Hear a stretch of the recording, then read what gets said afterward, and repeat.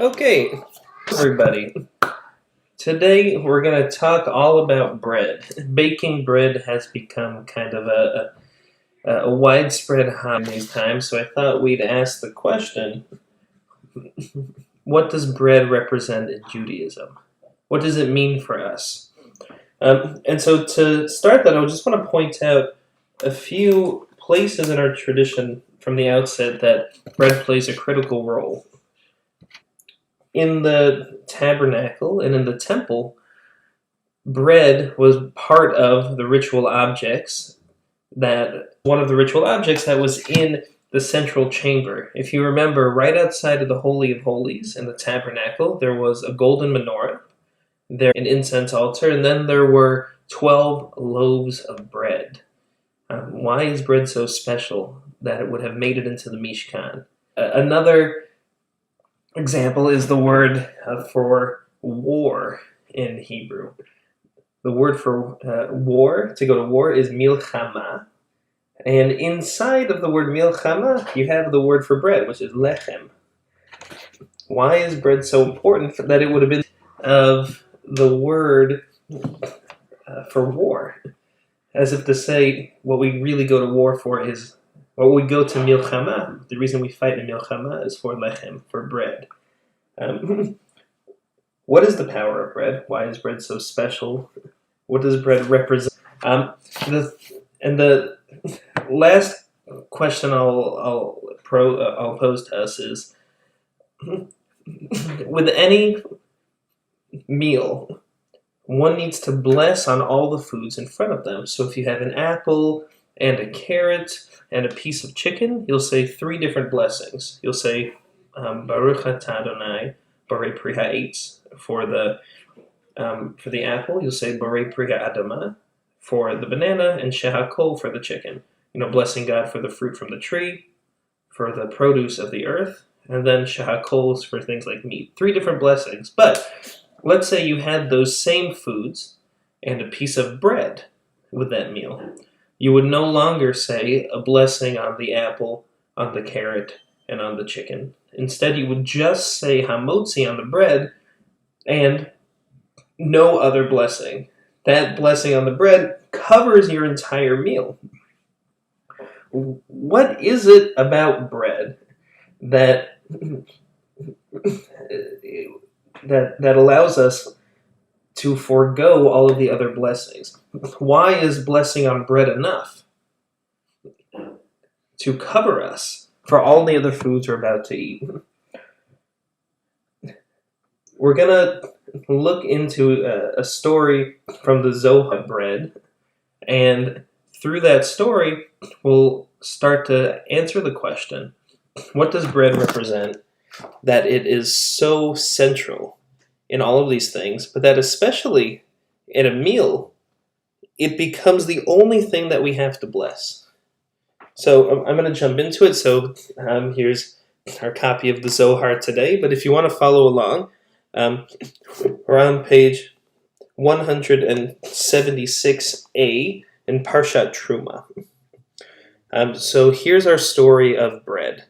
It says, Matla levarnash dahava diore bene torin velo yada b'diore mata. So here's a story about a certain individual who lived in the mountains, and he did not know what it was like to live in a city. Zara chitin va'achil chite begufai. So he planted wheat, and he ate wheat just as it was. So he ate, either raw wheat or he toasted it, but just straight from the ground. That's what he ate. Yom echad, a'al lemata akrivule nahamatava. So one day he went to the city, and they brought him nice bread. Amar hahu barnash denalama. So this individual, what is this? What is this for? Amru nahamahu lemechal. They said it's bread to eat. Achal v'ta'am lechada lache. So he ate it, and it had a particularly good flavor. Amar Umima itavida. And he said, how do you make this? What is this made from? Amru mechitin. They said it's made from wheat. Levatar akrivule gritz delishin bamashcha. After that, they brought him baked goods that were kneaded with oil. So now it's not just wheat and bread, but it's nice baked goods with oil, kind of like a savory cookie. Ta'aminaihu amar ve'elin mima itabedu, and he tasted them and he said, "These, what are they made from?" Amru mechi, that it's made from bread. Levatar akrivule tariki malchin delishin umashcha. Afterwards, they brought him sweet cookies that were meal and honey. So now he's tried 3 different things. First, they brought him some nice bread. Then they brought him bread mixed with oil, kind of like a savory, cookie, and then bread mixed with oil and honey, like a sweet. Amar ve'elin mima itavidu, and he said, "These, what are they made from?" Amru mechitin. They said, it's made from wheat. Amar vadai ana mare dechol ilin. Certainly, I am the master of all of these. Da ana achil ikara dechol ilin ve'ihu chita. He says, certainly I'm the master of all of these because I eat their essence. For all of these are made from wheat. So he thinks that just because he eats, wheat by itself, that he knows about bread just because he eats wheat. He's not shocked by the bread mixed with the oil, by the bread mixed with the oil and the honey. He thinks that he doesn't need any of that because he eats the essence of all those, which is wheat. Ubagin, and this is how that's the end of the story, but if you see here, this is kind of a conclusion of the story in the Zohar, so even though the story is technically over, this is kind of the moral of the story. So we'll finish it and then we'll reflect on it. So he says, Ubagin, Hahudata ma'adone alma loyada it avidu minai. Because he does not know of the pleasures of that world, he loses out on them.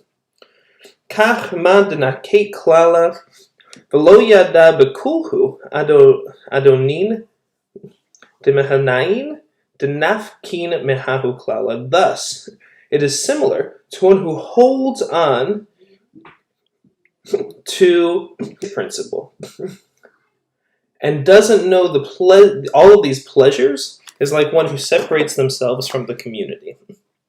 That's how the story ends. So the moral of the story is this person who thinks that he knows all about bread and the pleasures of having a nice loaf of bread or some delicious savory cookies or a cake, because he thinks that he knows all that because he eats wheat plain, he loses out on the pleasures of those foods. Similarly, this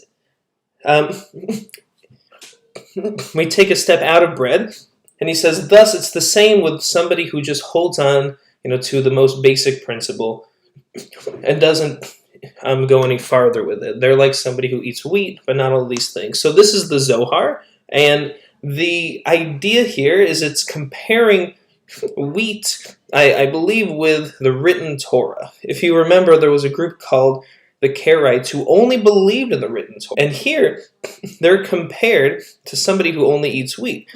It's as if to say that if you only the written Torah, and you only follow the words on the scroll, then it's like you're somebody who lives in the mountains and you don't enjoy, all of the potential that Torah has to offer, just like you don't enjoy all the potential that wheat has to offer. And here, there's a clear hierarchy.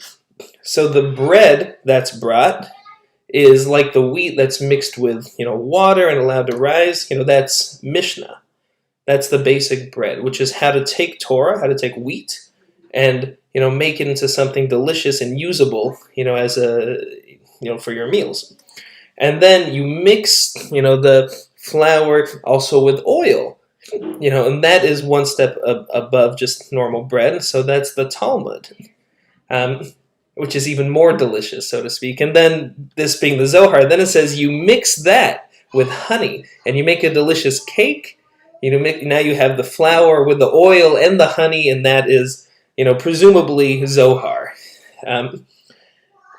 But the message here is that,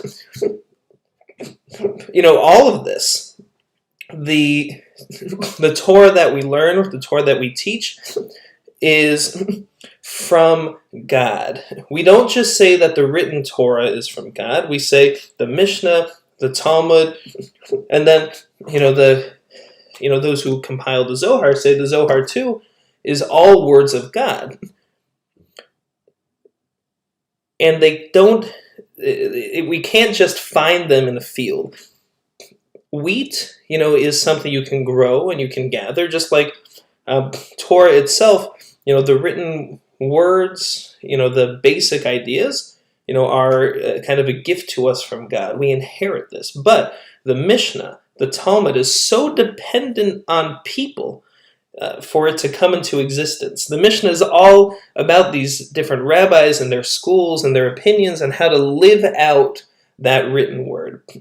And without people taking the words of Torah and something beautiful with them, making something, to use the Zohar's words, more delicious, it doesn't exist. You need people to Torah and to build a Mishnah. You need to take rabbis commenting on the Mishnah for hundreds of years, people, to build a Talmud. And then the Zohar requires intellect, human intellect, in order, to grow that too. The same is true when it comes to bread. Bread is not something that just grows out of the ground. Bread requires human intervention in order to make it, and a lot of human intervention, because you take the wheat and you have to separate the kernels, you have to grind it up, you have to mix it with water and whatever else you're putting with it, oil or honey, you have to knead it, you have to bake it, but yet we still say the words of the bread are Hamotzi lechem min haaretz. Blessed are you, Adonai, who brings out bread from the ground. Now here's the thing. God does not bring out bread from the ground. God brings out wheat from the ground, and we are actually complete the bread. So we might, say, blessed are you, Adonai, who has brought wheat and allowed me the knowledge to create bread. But we don't say that. We say, blessed are you, Adonai, who brings bread from the ground. Hamotzi lechem min haaretz. What that means is, it's a theological to say that, well, someday I'm going to have to figure out how to disconnect my phone from the computer here.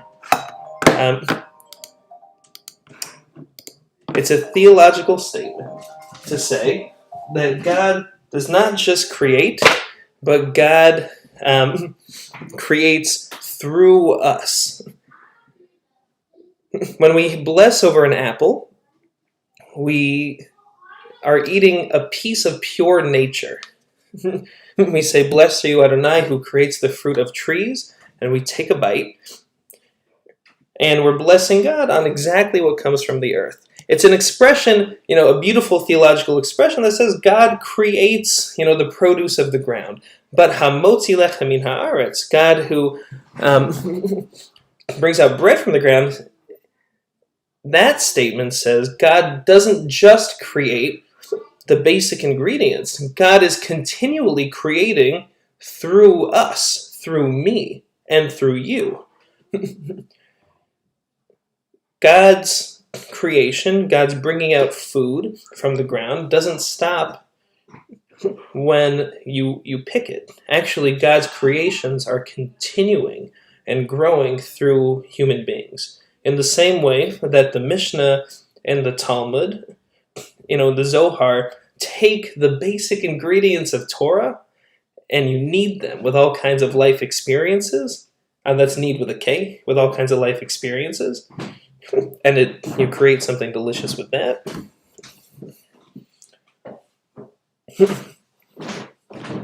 Bread too, you take the basic ingredients and you add that human element to it. You take wheat and you add that human element to it and you bring something else out. In the same way, we believe that Mishnah and Talmud are also words of God, Torah being channeled through us. So too, bread is it's a symbol of that, as if to say, you take the basic ingredients and God creates through us. So when you have a meal and you have all the food in front of you, you have a piece of chicken, an apple, and a carrot, and bread. The reason that we bless on the bread is because it's a higher theological statement. It includes the statement that is expressed when we bless normal foods like apples and carrots and chicken, foods that are purely part of nature, that are pieces of pure nature.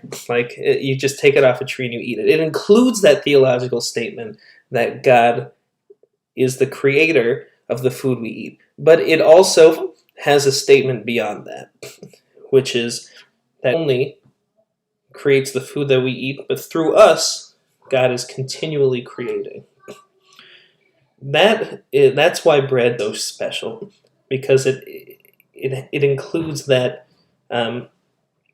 extra theological piece to say that we're partners with God. So with that, unless there are any questions we'll end today's class, and I'll look forward to teaching more the Lunch and Learn next week, and also in Chassidut on Saturday night. So everybody, enjoy your bread. Remember, it is more than just food we put in our body. Bread is also a statement that we're partners with God. God brings into the world, the basic ingredients, be it wheat or Torah, we learned from the Zohar. You have to take it and add a human element and then make something even better and more delicious and more beautiful. And that is from God too. It's not like God makes it and then that's from us. But, as partners with God, as part of God, we create alongside God. So I wish everybody a wonderful week. And I'm looking forward to more learning in the coming days. Bye, everybody.